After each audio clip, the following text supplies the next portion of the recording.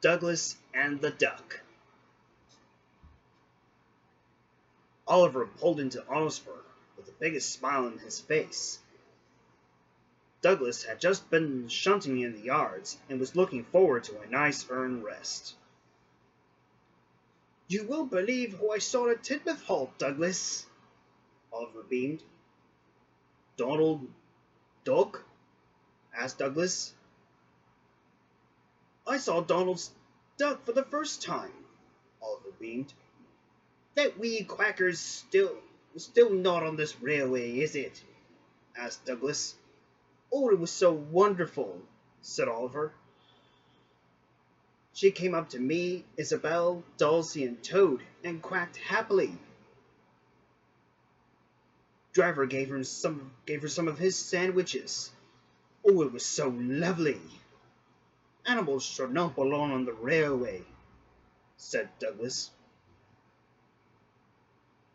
"I don't know why you're so bitter about Dilly," said Isabel.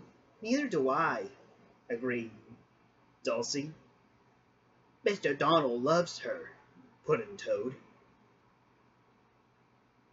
"He won't be when I have a few things to say about it." Douglas stormed away, leaving Oliver very confused. "Never mind, Mr. Oliver," soothed Toad. "He's just having a little—" "Jealousy?" peeped Isabel and Dulcie, and they giggled. "You can't be serious, can you?" muttered Oliver. It was lucky for him that Toad and the coaches couldn't stop laughing to take any notice. Douglas found Donald, the twin of his, at the junction. "You need to understand, Donny, that we cannot have animals on the railway," he fumed.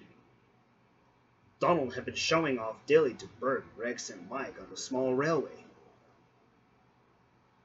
"I cannot see what the problem is," he said. "Dilly loves everyone."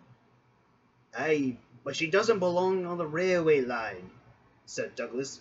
"What would Sir Topham Hatt say if she found her sitting in your cab or riding in your tender? He wouldn't approve of it." "As a matter of fact, Dougie," said Donald, "Sir Topham Hatt is fine with me having Dilly." "And so is Mr. Duncan," said Bert, "because both our superintendents know how important she is to Donald." "It's pretty clear you don't understand how much Dilly means to my life," huffed Douglas. Feeling rather hurt, Donald puffed away. The three small engines who had been shown the duck gave Douglas some dirty looks. Douglas paid no attention. "Silly Dotty," he muttered as he left the junction. The small engines felt very sorry for Donald and very cross with Douglas. "This is so unfair," grumbled Mike. "I can't believe he's jealous." "Let's just hope he comes to his senses," agreed Rex. "In the meantime, let's all get back to work." Bert just grinned at Rex as he and the two engines set off. A few days later, Donald had grown concerned. Dilly had not been seen for days, and he was growing worried. Douglas paid no interest. He was too busy focusing on his work to worry about a duck. He was taking some empty ballast cars to the chute on the small railway. Douglas puffed through the countryside, still annoyed in his mind. Donald had been chosen an animal over the well-being of work. All that was about to change when Douglas rounded a corner, passing a small country farm. As Douglas rounded the bend, he saw a duck flapping madly on the line. "Brakes, driver!" he shouted. The driver and fireman carefully stopped the train. Just inches, Douglas was curious. This duck looked very familiar. "Oh, it's you again, isn't it?" he grumbled. "What's the matter, old boy?" asked the driver. Look who we've stumbled upon," huffed Douglas. The driver and fireman walked to the front of their engine. "It's Donald's duck!" exclaimed the fireman. "What's she doing out here?" The driver then noticed that only one of Dilly's feet felt a little pain.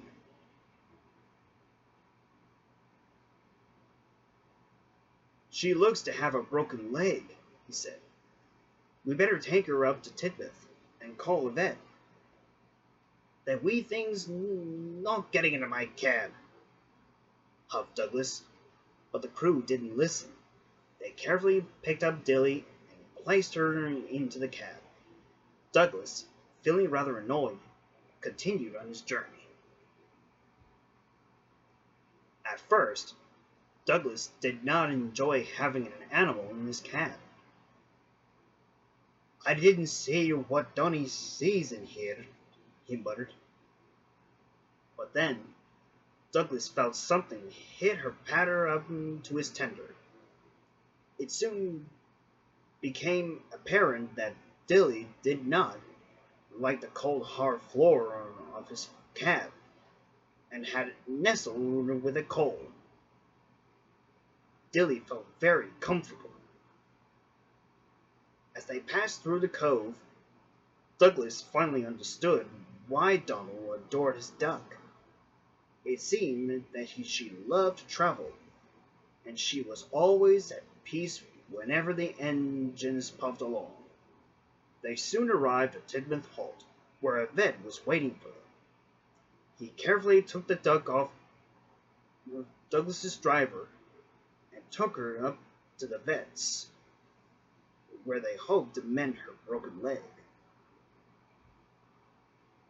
A few days later, Donald backed into Osborne's sheds with Dilly quacking and squawking in his cab.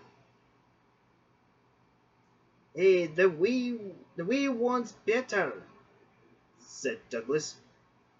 "I'm glad of that as well," said Donald. "I was getting so worried about her."